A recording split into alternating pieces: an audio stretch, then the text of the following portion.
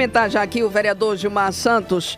Ele vem fazer aqui também um balanço, falar também da programação do Novembro Negro, né? E trazer também aqui algumas informações sobre seu mandato aqui na Câmara Municipal de Petrolina, hora de entrevista aqui no programa. E você também pode participar, trazendo aqui o seu questionamento. Nossa Voz. Entrevista. Vereador Gilmar, muito bom dia. Seja bem-vindo aqui ao Nossa Voz. Bom dia, Néa. Bom dia, Karine, que está na rua. Bom dia, Flávio Marques.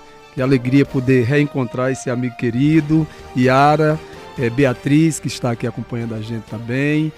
Bobs, que faz parte da minha assessoria, e estender a toda a equipe do mandato coletivo. E meu bom dia especial à população de Petrolina, Juazeiro, região, que acompanha esse programa, que é líder em audiência. Como é que está a programação do Novembro Negro e em quais, né, dessa programação o mandato coletivo vai estar inserido? Olha, Néia, primeiro dizer para vocês que o quanto é importante a gente, nesse mês de novembro, enfatizar essa luta histórica do povo negro, da população negra brasileira, mas também é uma luta internacional contra o racismo e de promoção da igualdade racial, de promoção de uma sociedade que realmente respeita a dignidade humana e dessa forma, de maneira particular, a população negra. Nós temos um compromisso com essa pauta no nosso mandato. Antes do mandato já tínhamos, e com o mandato isso ficou ainda mais forte. E dizer que, através da luta do mandato coletivo, nós conseguimos, em 2020, aprovar uma lei municipal, a Lei 3.264, que institui no calendário do município de Petrolina o Novembro Negro, que é um mês em que os movimentos sociais, movimento negro, mas também todas as instituições que têm compromisso com o combate ao racismo, devem desenvolver atividades educativas, culturais, artísticas, né, atividades que possam contribuir para o fortalecimento dessa consciência antirracista. E nesse sentido o mandato tem contribuído de diversas formas. Nós estamos passando pelas escolas públicas, a convite dessas escolas, para palestrar, para falar um pouco com os estudantes, com professores, sobre a importância do combate ao racismo. Estivemos, inclusive, anteontem na escola do Malan. Foi um espaço muito importante, através de uma atividade desenvolvida pelos estudantes.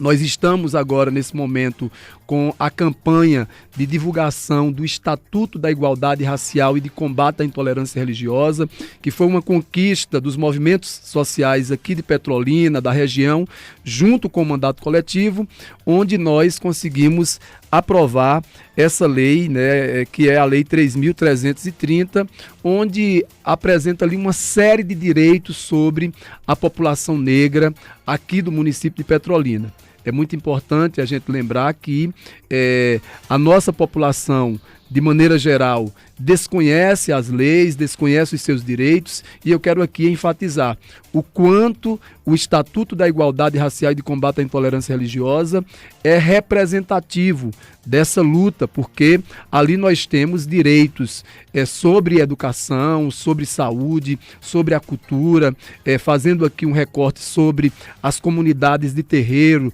as comunidades religiosas de matriz africana, e aqui eu quero deixar um grande abraço a todas essas comunidades aqui de Petrolina e da região, onde a gente no Estatuto procura proteger essas comunidades, esses espaços de culto, essas casas de axé, enquanto patrimônio histórico e cultural. A Prefeitura de Petrolina, a partir dessa lei, tem a obrigação, né, de proteger esses espaços.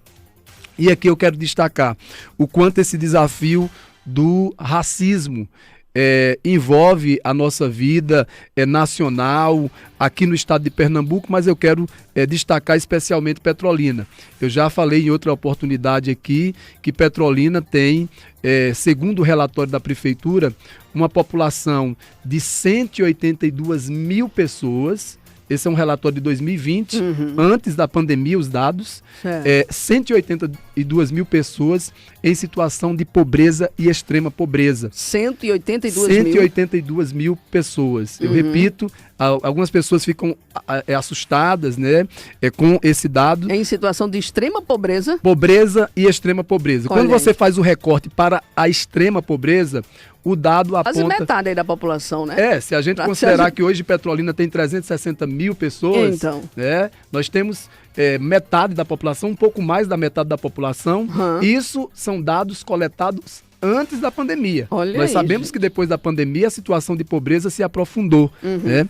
E andando pelas periferias a gente vai verificar isso. Essas pessoas estão sofrendo muito. Ora, as pessoas que ligam aqui para o Nossa Voz constantemente estão reclamando sobre as péssimas condições de vida nas periferias. E aqui eu quero deixar um abraço para o Gordo, que enfatizou muito bem. Lamentavelmente, nós temos uma Petrolina do centro, que tem ali um serviço razoável, respeitando a dignidade dessas pessoas. Essas pessoas do centro são tratadas como cidadãos, cidadãs, mas quando nós olhamos para as periferias, as obras da prefeitura ou não chegam, ou quando chegam é de péssima qualidade. Mas é por como que se as desse pessoas... tratamento, né? Exatamente. São duas Petrolinas aqui? Por trás desse comportamento, desse tratamento da prefeitura, nós poderíamos até dizer que há um viés de discriminação.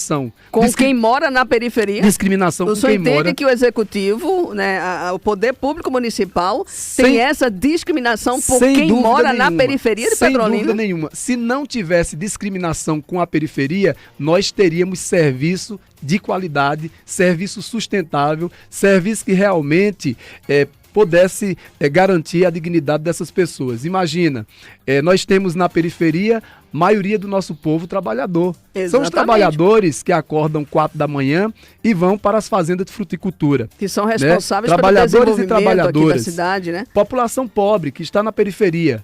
Só que tem um recorte, como a gente está falando aqui sobre o Novembro Negro, existe um recorte racial. A maior parte dessa população trabalhadora da periferia é negra. Homens e mulheres negros. E a gente pergunta, por trás dessa ação, será que não existe um viés de racismo institucional?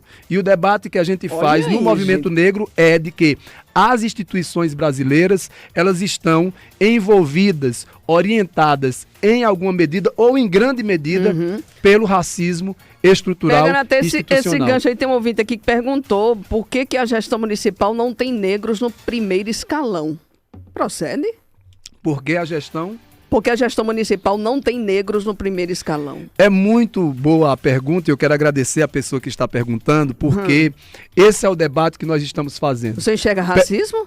Petrolina tem essa população pobre ou de extrema pobreza, quase 60% dessa população é negra. Repito, são dados da própria prefeitura. Quase 60% dessa população é negra e mora na periferia. E Petrolina construiu uma narrativa como se não existisse população negra aqui.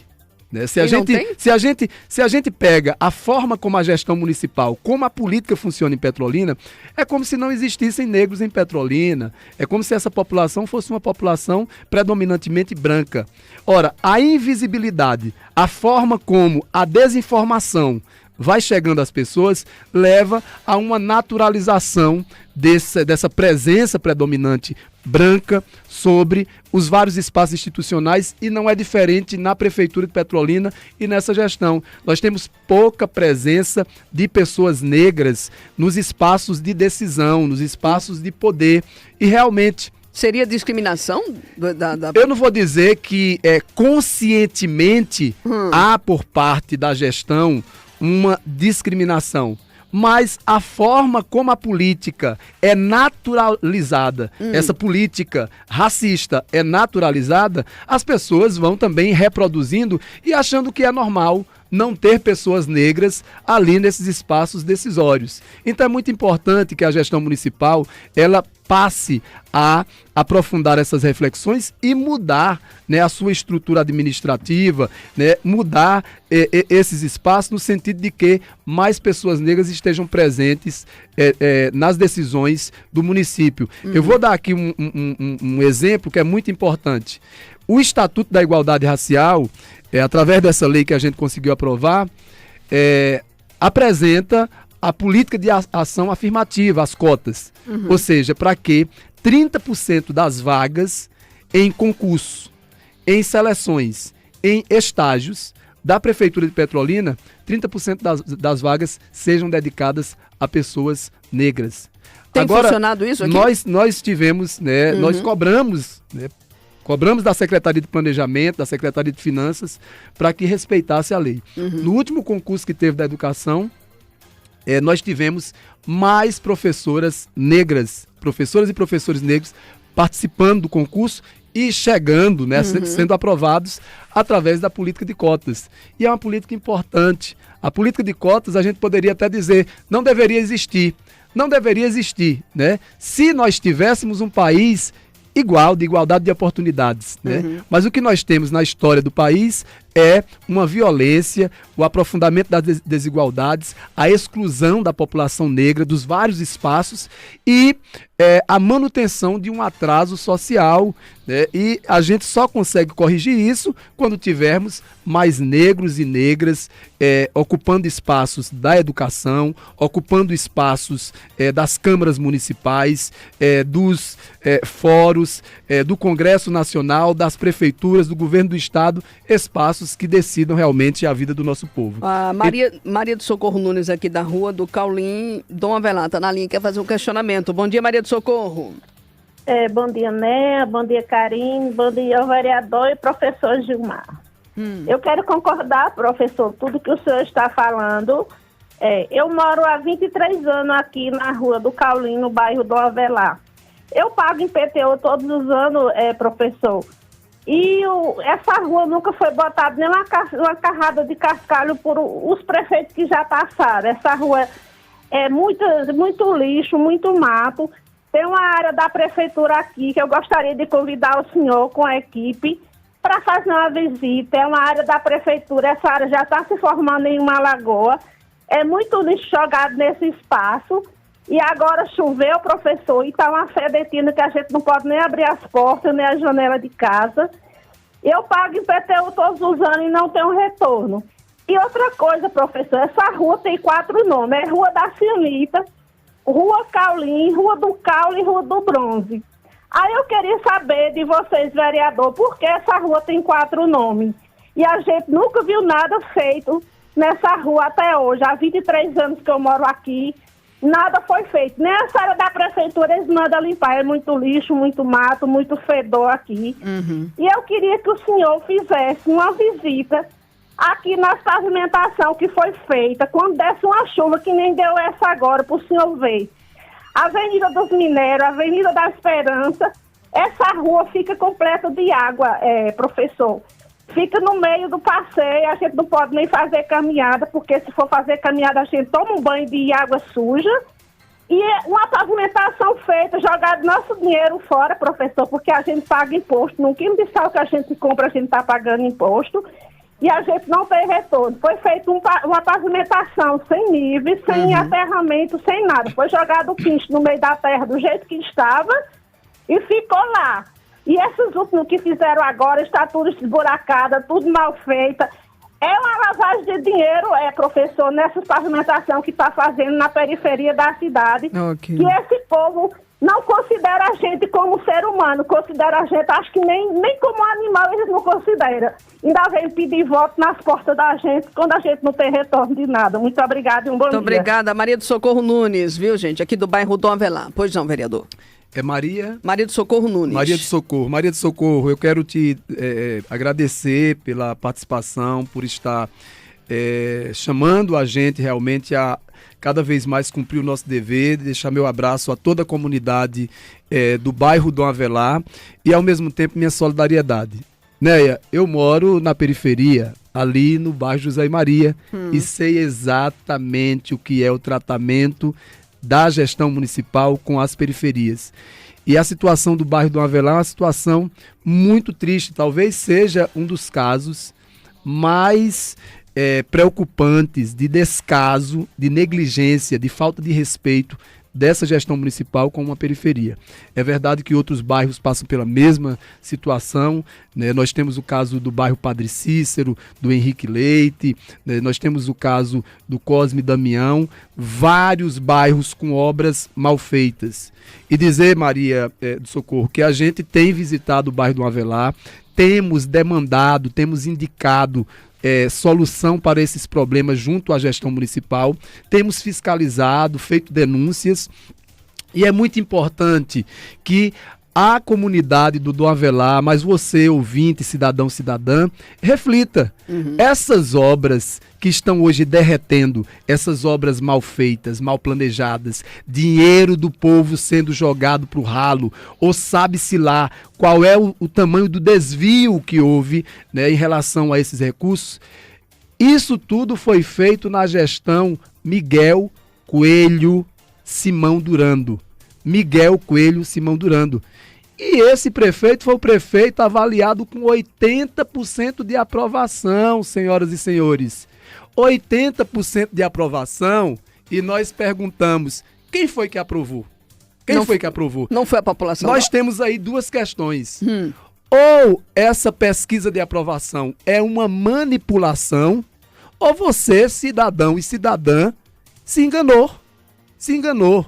E é preciso que você pense mais uma vez sobre o seu voto. A gente, quando chega o período da eleição, em quem é que você vota? É nos de sempre, que vive lhe enganando, né? Ou você, em algum momento, tem mudado sua posição para votar em representações, inclusive da periferia. Nós estivemos agora candidato a deputado estadual. Por quê? Porque nós queremos fortalecer especialmente as periferias, assumir esse compromisso de que o serviço público tem que chegar com qualidade. São cidadãos, cidadãs, contribuintes que exigem e merecem o respeito. Mas é preciso que a comunidade se organize e assuma uma consciência para as escolhas, as representações.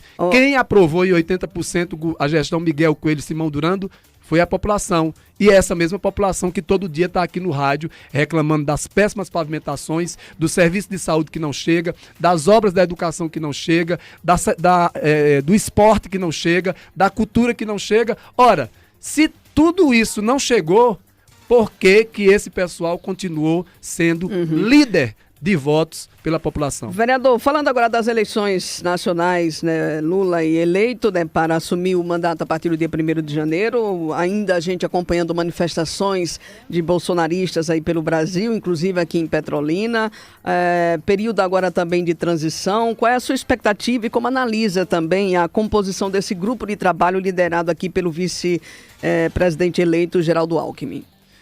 Olha, né, primeiro eu quero aqui agradecer mais uma vez, né, a todas as pessoas que votaram na gente, nessa candidatura que a gente apresentou enquanto deputado estadual, dizer da nossa alegria que foi participar dessa eleição, porque nós conversamos com mais pessoas que não nos conheciam passaram a nos conhecer, a conhecer o nosso projeto, e mesmo a gente não conquistando o mandato, eu quero aqui fazer referência a uma frase de Dona Angelita, que é comunitária do José e Maria, deixar meu abraço para Dona Angelita, para todas as pessoas que estão nos acompanhando no bairro José e Maria. Ela dizia assim: olha, meu filho, a gente não comemora, né, a vitória somente quando a gente conquista o lugar onde a gente quer chegar, mas a gente comemora a vitória também na luta. Lutando, a gente deve celebrar a forma como a gente lutou. E a forma como nós lutamos nessa campanha foi uma forma que nos alegra bastante. Então eu quero agradecer a todas as pessoas que se envolveram. Foram 6.420 votos dignos, passando de porta em porta, conversando com estudantes, né, sem nenhuma compra de voto e representando o sentimento do nosso povo.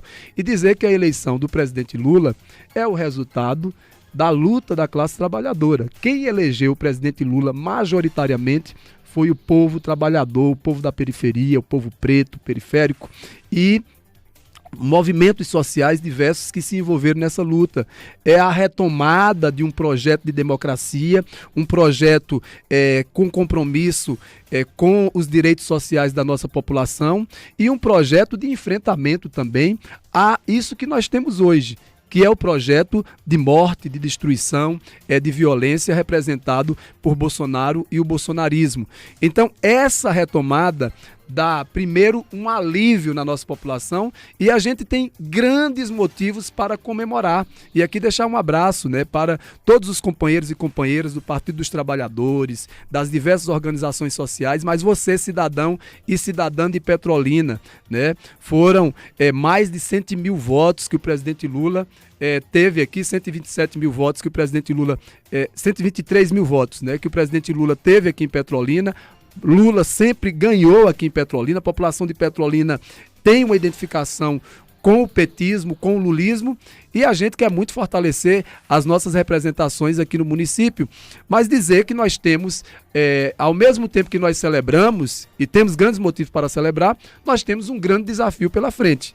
Ora, o governo do PT, quando deixou a presidência, nós deixamos aí uma reserva de mais de 300 bilhões em caixa para investir principalmente na área social. O governo Bolsonaro está deixando aí 400 bilhões de rombo. De rombo? De rombo. Né? Todas as auditorias que estão sendo feitas nesse momento apontam um prejuízo, um desgaste e um verdadeiro assalto aos cofres da população. É dinheiro do povo brasileiro. E a gente precisa cada vez mais assumir essa luta pela retomada do país, mas sabendo que teremos aí um grande desafio. Nós temos agora essa PEC que deve garantir aí recursos para o auxílio emergencial. O grande compromisso do presidente Lula nesse primeiro ano é no combate à fome, é em garantir a assistência social para a população que vivencia a extrema pobreza no nosso país, com um foco especial às mulheres, e aqui eu quero retomar a questão racial. As mulheres que mais sofrem com a extrema pobreza, com a violência, são as mulheres negras, mães que estão nas nossas periferias. Eu estive aqui, estive recentemente com as mães ali da Vila da Fé, a Vila da Paz, e quero deixar um abraço para todas essas mães, todas essas mulheres, essas comunidades que estão em luta pelo direito à moradia, e o presidente Lula tem esse foco, principalmente com a população que vivencia a extrema pobreza, e nesse caso as mulheres, e a gente espera muito que esse governo consiga retomar esse projeto de dignidade para o nosso povo e faça o devido enfrentamento a esses rompantes, esses movimentos golpistas, né? São movimentos assim que agridem a democracia, o Estado Democrático de Direito, são pessoas que se comportam como criminosos, são criminosos, né? Mas nós temos ali também uma preocupação com comportamentos que caem para uma quase patologia, né? Porque nós temos a saúde mental dessas pessoas, em alguma medida, afetadas pelos comportamentos que a gente observa. E aqui dizer que nós temos uma população que precisa cada vez mais de acolhimento, mas nesse caso específico dos protestos que a gente enxerga, nós temos ali mais de comportamento criminoso do que propriamente pessoas que estão loucas, né? A gente precisa que o Estado devidamente enquadre essas pessoas, principalmente aqueles que estão financiando. Nós sabemos que tem empresário financiando? Tem dinheiro de empresariado. Empresariado golpista, empresariado que detesta pobre, que detesta trabalhador, que detesta negra, que detesta periferia e que detesta que a democracia exista com a efetivação de direitos para a classe trabalhadora. Ora, muita gente fala de democracia, principalmente essa elite branca, racista, que odeia pobre. Falam de democracia, mas democracia para eles. Quando a gente pensa em democracia, nós pensamos em democracia com a efetivação de direitos, direito, acesso à saúde, à educação, ao emprego, ao lazer, à cultura, né? Esse conjunto de direitos que são fundamentais, especialmente para as nossas periferias urbanas e rurais. E nós temos certeza que o governo do presidente Lula, né, juntamente com todo essa composição que tem sido feita, nós vamos retomar esse país e vamos, né, desenvolver um projeto de unidade, dentro da diversidade, dentro da divergência, mas acreditamos muito que é um momento de respiro e eu espero que você, cidadão, cidadã, trabalhador, trabalhadora, assuma essa luta, né? Nós teremos aí muitos desafios, mas eu não tenho dúvida de que nós teremos o nosso povo voltando a comer 3 vezes ao dia, ao menos. Nós teremos o nosso povo com acesso a diversos direitos sociais que foram destruídos nesses últimos Vereador, anos. falando aqui da Câmara Municipal de Petrolina, ontem o presidente Aero entregou aqui a sala de convivência, né, dos vereadores, que já vem sendo chamada aí nos bastidores como a sala VIP, entregue ontem aqui aos parlamentares. O senhor também estava lá presente na solenidade. E também como é que o senhor tem acompanhado os questionamentos do Tribunal de Contas em relação à transparência da Câmara Municipal? Então, tem faltado transparência na Câmara de Petrolina? Ontem eu não estive, né, na sessão. Ontem estive acompanhando uma família que é muito próxima à minha família, que perdeu, né, um ente querido. Então estive lá dando assistência a essa família e não pude participar, né, da sessão e nem fui, né, conhecer a sala VIP, não? A essa inauguração da sala de convivência dessa sala VIP. Olha, a gente não tem nada contra, né, as reformas da Câmara Municipal, até porque é a casa do povo, né, que a gente fala, e essa casa do povo precisa estar bem estruturada para receber bem a nossa população. Mas é inadmissível que essa casa do povo use o dinheiro do povo para determinadas reformas sem explicar ao povo como isso está sendo devidamente investido. O presidente não tem feito isso? Não tem feito isso, nós temos chamado a atenção, né, nós temos o artigo 14 né, do regimento interno que exige que a cada dia 20 do mês o presidente Aero, o presidente da Câmara, ele apresente uma prestação de contas, distribuindo para os vereadores e não tem sido e feito explicando no plenário quanto existe de despesa, quanto existe de receita, explicando não para os vereadores, mas explicando para a população, né? E nós temos exigido isso. Lamentavelmente, isso não tem acontecido. Nem no portal da transparência? Nem no portal da transparência essas informações estão disponíveis. De maneira que nós tivemos agora o Ministério Público notificando a Câmara Municipal, exigindo do presidente Aero que explique para onde está indo o dinheiro do povo. São 26 milhões esse ano. 26 milhões? 26 milhões. Para o próximo ano serão 30 milhões. E a gente quer saber, se não existe transparência, deve existir esquemas.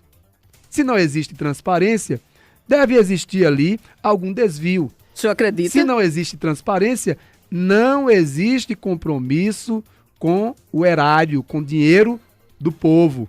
E aí, inaugurar esse espaço de convivência, né? Fazer ali pose para dizer que a Câmara está se modernizando, com novos espaços, né? O plenário, o mobiliário foi todo trocado. Ok, nós não somos contra isso. O que nós não admitimos é a falta de transparência, mas pior do que isso, é quando o povo vai na Câmara Municipal e é maltratado. E inclusive por esse presidente. O presidente da Câmara por esse presidente, maltratando a população? Nós tivemos aquele caso da senhora que perdeu uma filha por falta de uma UTI. E essa senhora chegou lá, né, protestando, indignada, né? E qual é o papel dos vereadores? Numa situação dessa de uma mãe que perdeu uma filha porque não tinha uma UTI aqui para salvá-la. O papel dos vereadores é acolher, ouvir. A mãe estava ali alterada? Estava, mas é uma alteração justa. Porque, repito, essa administração não funciona e não se mobiliza para defender o povo pobre e trabalhador. A atual administração da Câmara... A Câmara... Eu vou te dar um exemplo, velho. Muito efetivo aqui.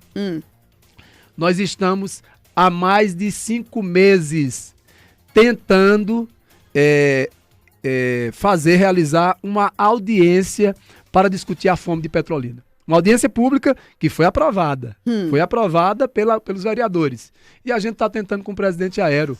Ora, tem tantos eventos na Câmara, a fome tomando conta aí, né, da vida do povo, o povo passando muitas dificuldades. Nós temos aí diversos CRAs que antes distribuíam 300 cestas. Agora esses CRAs distribuem 20 cestas para a população pobre. O povo está passando fome. Vai na Vila da Paz, você vai ver a quantidade de pessoas que estão sofrendo. Vila da Fé, mesma coisa. Santa Helena, essa população precisa de um poder público que acolha e que evite essa situação indigna. Ora, nós estamos há 5 meses tentando com o presidente Aero realizar uma audiência pública para discutir a fome de Petrolina. O presidente tem sido insensível a esse tema? E a todo momento é uma negligência, a todo momento é um faz de conta de que a gente não está pedindo. Tá e nós aí, temos viu, ofício, né, mostrando tudo isso. Ô, vereador, a partir desse pedido e da determinação, né, do Tribunal de Contas do Estado, que deu inclusive um prazo, salvo engano, de 60 dias, né, para as informações serem repassadas, o senhor acredita que haverá uma efetiva prestação de contas agora na Câmara Municipal? Olha, nós esperamos que minimamente o presidente Aéreo tenha a todo momento dito que cumpre a lei, que respeita a lei. Ele tem alegado isso, até através de nota, né? Mas está aí a prova concreta de que ele não respeita a lei. Ele não cumpriu, então. De que ele não tem compromisso com a transparência. Né? Não primeiro tem compromisso? Primeiro que o presidente Aéreo foi eleito para o mandato de 2 anos e no primeiro ano do mandato dele ele já estava fazendo reeleição para os 2 anos seguintes. Daí você já começa a desconfiar. E conseguiu, né, a maioria dos votos, né? E conseguiu a maioria dos o votos. consentimento de quase todos os vereadores. E eu já coloquei. Né? É muito importante que a população de Petrolina avalie, né? Porque é que os representantes do povo atropelam a lei, né, não assume a representação que deveria assumir, respeitando o interesse público e não respeitando o interesse particular. Quando a gente vê essas movimentações, parece que o interesse particular ele está muito mais sendo enfatizado, sendo predominante do que o interesse público. E é isso que você, cidadão e cidadã, precisa pensar, principalmente quando chegarem as novas eleições. Permita-me aqui a Nalene de Araújo, do Caminho do Sol, quer fazer um questionamento. Bom dia, Nalene. Bom dia. Pois não, fique à vontade. Bom dia a todos da Rádio Grande Rio, os ouvintes. Bom dia, professor Gilmar. Eu gostaria, professor Gilmar, que você falasse um pouquinho mais, retomando lá o assunto trazido pela senhora do Socorro, do bairro do Avelar, falasse um pouco sobre esse racismo ambiental, né? E como esse... Pena, caiu a ligação aqui da Nalene de Araújo, né? Querendo retornar, viu, Nalene? Pode ficar à vontade, tá? Vereador, ainda aqui sobre a Câmara Municipal, concurso feito, tem um projeto, salvo engano, um requerimento, na verdade, seu, cobrando informações também sobre essa convocação dos servidores aprovados no último concurso da Câmara. Não tem nenhuma previsão por parte da presidência, não, para o chamamento desses servidores? É isso. Inclusive, tenho chamado a atenção, né, publicamente. Eu acho que é a Nalene que está voltando. Pode deixar, se for, eu respondo em seguida. Não? Vamos seguir. Ah, tá. Inclusive, esse requerimento foi mais um dos requerimentos que nós apresentamos na Câmara sobre transparência e o presidente da Câmara simplesmente não coloca na pauta. Ou seja, de forma arbitrária, né, de forma desrespeitosa, todos os vereadores que apresentam requerimentos, quem autoriza colocar em pauta é o presidente. Ora, quando nós apresentamos um requerimento solicitando informações sobre a Câmara Municipal e o presidente da Câmara não permite esse requerimento, no mínimo, é um desrespeito com o interesse da população. O interesse estranho, né? É muito estranho. É verdade. E aí, esse requerimento estava ontem, não estava na sessão que era para estar. Mas foi colocado nessa sessão de ontem. Foi aprovado? Infelizmente, eu não estava presente. Quando o vereador não está presente, o requerimento não é pautado. Né? Nós esperamos que essas informações cheguem. Foram 20 vagas, né, no concurso de 2019. E, detalhe, Neia e ouvintes, o concurso da Câmara só saiu porque o Ministério Público pressionou. Não é porque a Câmara, né, tinha efetivo compromisso com, né, o concurso e tal. Então foi uma pressão do Ministério Público e mesmo o Ministério Público pressionando, né, teve o concurso, mas demorou-se meses para convocar os aprovados. Tá aí, e né? desses 20, apenas 16. Nós queremos saber, ou melhor, desses 20, apenas 14 estão efetivamente trabalhando. Nós queremos saber, esses outros aprovados já foram convocados? O que é que está acontecendo? Até porque nós defendemos o concurso público e defendemos a valorização dos servidores públicos. E é o concurso que pode garantir, né, essa valorização. Inclusive, nós estamos exigindo que a Câmara, cada vez mais, estruture o seu espaço para que os servidores trabalhem em espaços dignos, tenham instrumentos. Nós sabemos que muitos desses servidores que chegaram agora estão em dificuldades, porque não têm os instrumentos que poderiam ter. Imagine, nós no gabinete, nós vereadores, Já resolveu nós estamos desde 2018 aguardando um computador. E não resolveu não, desde a última entrevista que o presidente teve aqui, até ele hoje, deu garantias. Até hoje é mas só entregou promessa. uma sala de convivência e não resolveu É só isso aí? promessa, é só promessa. É por isso que é preciso aprofundar sobre a transparência, a prestação de contas, porque, repito mais uma vez... Isso é só com o seu gabinete ou com o gabinete de todos os todos, vereadores? né? De forma geral, não tem computadores. Vários outros vereadores estão também incomodados. A questão é que os outros vereadores não pautam como a gente tem pautado publicamente. Só para a gente fechar aqui, a próxima legislatura, o senhor vai liderar a oposição, o grupo de oposição? Há quem diga que o senhor está aqui entre os mais cotados, né, pelos colegas aqui de oposição, a ser o líder de oposição na próxima legislatura da Câmara. O senhor topa esse convite? Como é que estão essas conversas em torno disso? Nós estamos abertos, né, a assumir sempre essa posição de defender o povo de Petrolina, povo trabalhador, povo da periferia, e dizer para vocês que nós, em alguma medida, nós já assumimos essa liderança.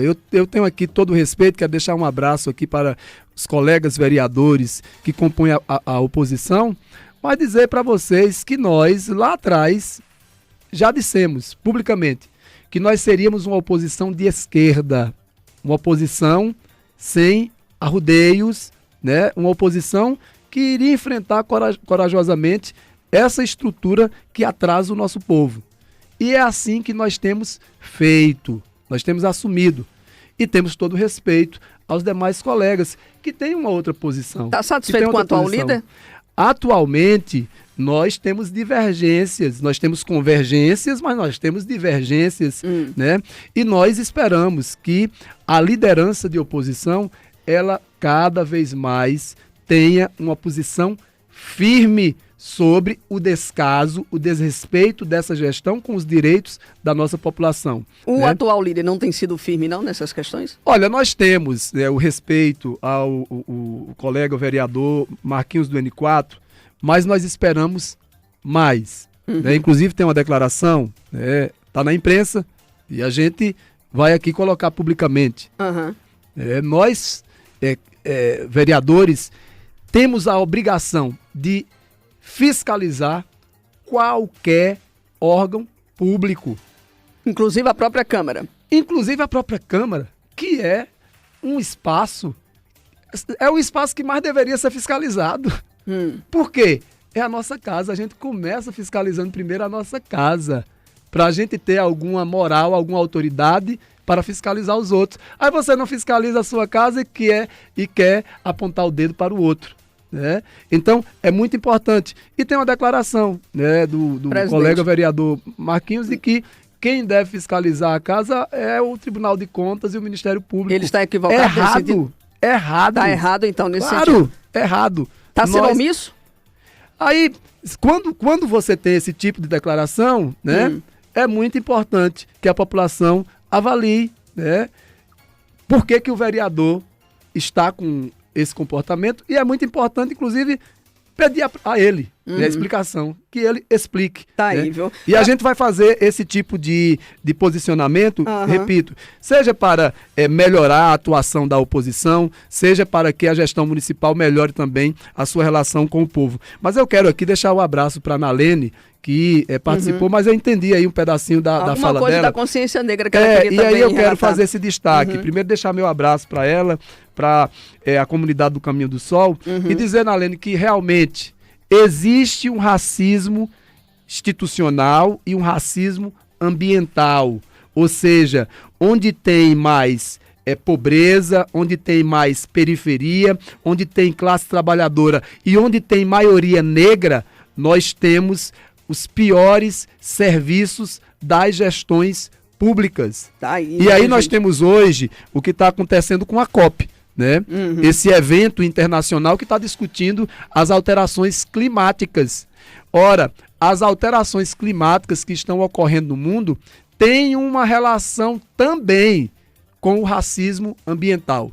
Tá A aí. maior parte das regiões onde tem os grandes dramas ambientais são regiões onde tem extrema pobreza e onde tem grande presença Vereador, da população negra. permita-me só colocar aqui o Jamerson Corrêa aqui contra o tempo, né? O Antônio, tá lá no Antônio Cassimiro, né? Jamerson, bom dia, seja bem-vindo.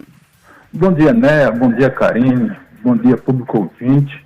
Bom dia, professor, pedagogo Gilmar, vereador. Aqui eu tenho um grande respeito e carinho, não só por ele, mas por todos que compõem a casa Plena Amorim. Professor, eu sou um formador de opinião. Eu não tenho filiação partidária, não morro de amores por partido nem por político. Certo? Eu voto no caráter do homem. Mas, como formador de opinião, eu queria entender essa sua aritmética. Quando o senhor diz, concordo, que 80% da população aprova o governo Miguel Coelho. E esses 80, praticamente 80, ele xinga, reclama todos os dias. Realmente tem coisa errada. Ou é pesquisa ou o povo votou errado, eu não sei. Né? Aí fica essa interrogação. Mas eu queria também entender essa sua aritmética. Quando o senhor diz que o governo do PT deixou mais de 300 bilhões para investir na educação. Não dá para entender essa aritmética, por quê? Porque eu vou ser bem breve, desculpa. Não dá para entender essa aritmética, por quê? O governo que está aí, no ano de 2018, a população votou nele, não foi pelo projeto, porque Bolsonaro não tinha projeto, foi pelos descasos, os desmandos que o PT teve, a roubalheira, em si a roubalheira. A prova é tanto que está aí. O Supremo não inocentou o presidente Lula, o Supremo anulou o processo que foi lá em Brasília. Que não dá para entender. Lula foi julgado em Curitiba, quando a Petrobras é no Rio e o triplex dele é em São Paulo. Certo? Então, não dá para entender. Certo? Então, a população votou no presidente Bolsonaro, mas estava contra o projeto. Bolsonaro não tinha projeto.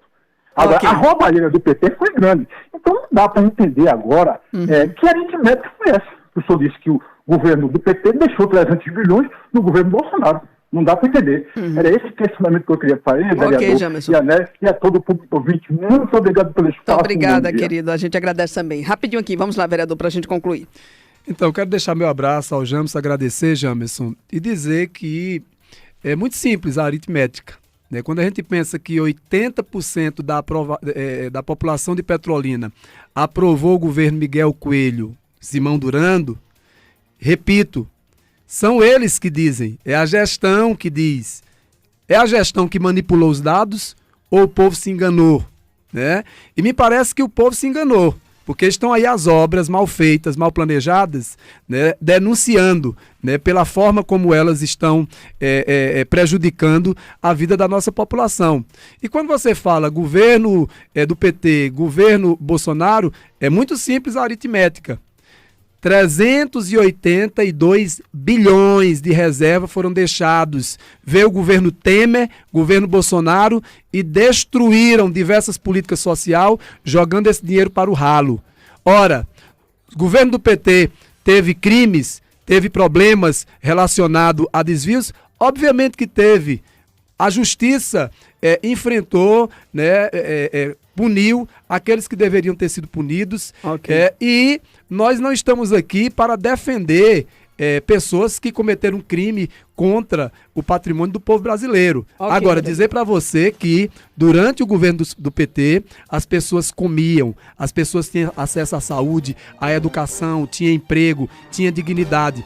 O contrário que nós temos. Ok, O governo Bolsonaro, além de ter roubalheira, você precisa verificar melhor os seus dados, tem também fome, pobreza, né, desespero da população, adoecimento e destruição do meio ambiente. Vereador Gilmar, muito obrigada. Espaço fica aberto aqui para uma próxima oportunidade. Querida, eu que agradeço, é sempre bom vir aqui, certo? Parabenizar mais uma vez pelo profissionalismo, pelo compromisso de vocês com a democracia, deixar meu abraço à população de Petrolina, bom rever Flávio e dizer que o nosso mandato está à disposição, deixar um convite. É sábado agora, dia 19, nós estamos apoiando a primeira batalha de hip hop Sou Periferia. Vai acontecer ali na quadra do bairro Terras do Sul. Então você, jovem, que gosta do hip hop, que está na periferia, sábado, a partir das 16 horas, ali na quadra do bairro Terras do Sul. Muito obrigada, Grande abraço. vereador. Olha aqui, chega pra